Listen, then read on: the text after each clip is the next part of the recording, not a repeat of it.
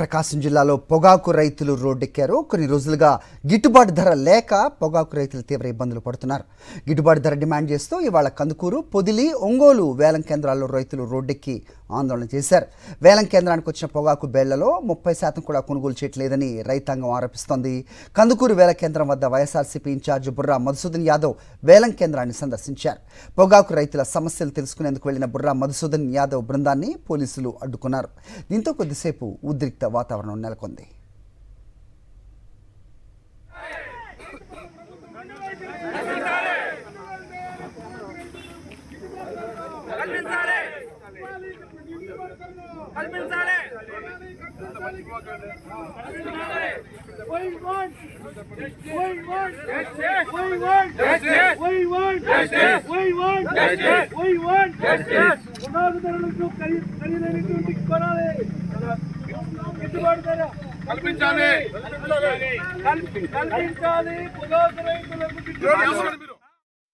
వాళ్ళకి గిట్టుబాటు ధర కల్పించాలని చెప్పి మాట్లాడదామని వస్తే 7 గంటలకే స్టార్ట్ చేసి 7:45, 8 గంటల లోపు బోట్ క్లోజ్ చేశారు.